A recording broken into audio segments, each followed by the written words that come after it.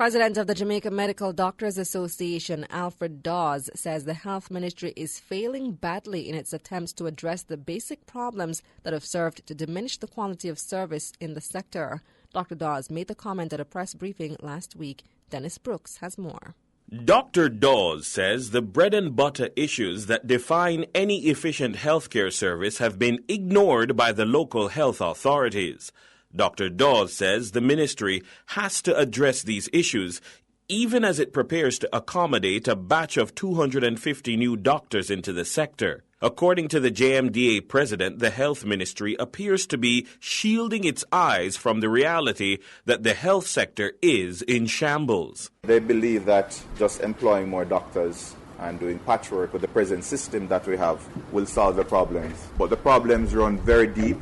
And as a surgeon, I can tell you why my cases are cancelled. And until they have walked a day in my shoes and seen what I go through with my patients, I don't think that they can identify with the problems that are really facing the system.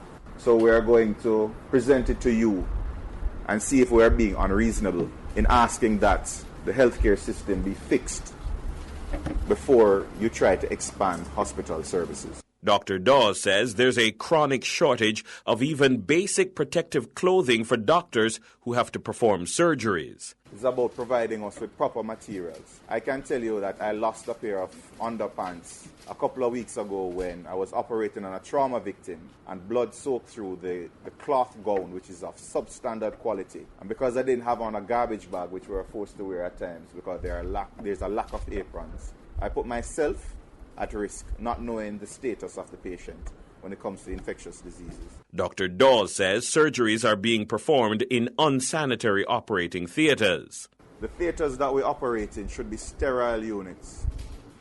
On the right, we're seeing an operating theatre in a major public hospital with mildew on the walls. A theatre door should be kept closed to prevent bacteria getting in and out easily.